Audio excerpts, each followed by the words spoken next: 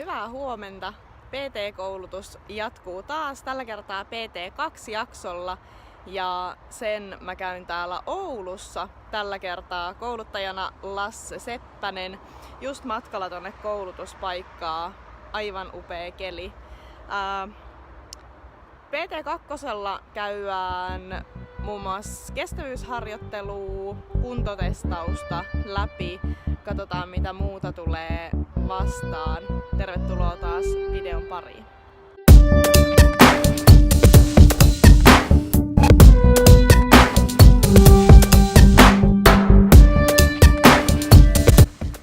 Tämä PT2-jakso keskittyy nimenomaan kestävyysharjoitteluun ja sen ohjelmointiin.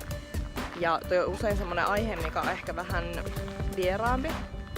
Että vaikka maksimaalinen hapeuttokyky tai metit ei välttämättä ole ollut samanlaisessa käytössä kuin sitten vaikka niinku kuntosaliharjoitteluun liittyvät mittarit ja termistöt.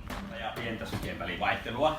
Ja se pieni sykevälivaihtelu tarkoittaa sitä, että tämä ei ole kliininen tämä kuva tässä, mutta ajatellaan, että sydän lyö tuossa, se lyö seuraavan kerran tuossa, tuossa ja tuossa. Ja niin kuin huomaatte, tämä väliaika on aika tasainen. Et me voidaan ajatella, että tässä olisi vaikka 650 millisekuntia, tuossa voisi olla 700 millisekuntia, tuossa voisi olla suunnilleen samaa 700 millisekuntia ja tuossa vaikka 750. Eli puhutaan, että sykevälivaihtelu on tasaista tai pientä. Eli kun sydän lyö, niin se lyö aika pienellä haarukalla. Ja silloin, kun tämä sykevälivaihtelu on pientä, niin meidän elimistö on jostakin syystä ressitilassa. Muun muassa sydänkohtauksessa sydän alkaa käyttäytyä noin, että se lyö hyvin tasaisesti. Se lyö kovaa, mutta tasaisesti. Eli tämä sykevälivaihtelu pienenee. Ja silloin kun me ollaan hyvässä kunnossa, aerobisessa kunnossa, hyvin palautuneena, niin sydän käyttäytyykin näin. Eli sinne tulee vaihtelua paljon. Välillä lyhyitä, siellä voi olla vaikka 100 millisekuntia ja sitten voi olla vaikka 1100 millisekuntia. Ja silloin kun tuo sykevälin vaihtelu on suurta, niin sillä on suuri ennuste myös siihen, että henkilön aerobinen kunto on suuri. Tai siis hyvä. Lauantaina tehtiin pareittain, suunniteltiin semmoinen kestävyysharjoitus about tunnin mittainen, missä oli tarkoitus käydä peruskestävyys, vauhtikestävyys ja maksimikestävyysalueilla. Ja sitten käytiin tunti kävelemässä kautta hylkkäämässä kautta juoksemassa se. Musta tuntuu, että mä sanon kaikista jaksoista vaan, että se on tosi mielenkiintoinen, mutta niin oli kyllä taas tälläkin kertaa.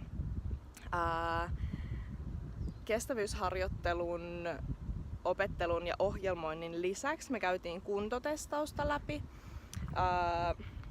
Otettiin ihan sykemittareilla, testattiin toi kaikkien maksimaalinen hapeuttokyky, katsottiin perus verenpaineen mittaaminen, sitten vähän lihaskunto- ja liikkuvuustestejä, päästiin jopa tekemään pihtimittaus, halukkaat pääsivät ottamaan rasvaprosenttiinsa selville erilaisilla laitteilla. Sunnuntaina sit meillä oli semmonen ryhmätyö, missä saatiin jonkinlainen asiakaskeissi, pienet taustatiedot asiakkaasta ja mikä hänen tavoitteensa on, ja tehtiin sitten semmonen me tehtiin 8 viikon ohjelmointi tämmöiselle aloittelevalle kuntoilijalle, kenen tavoitteena oli juosta 10 kilometriä.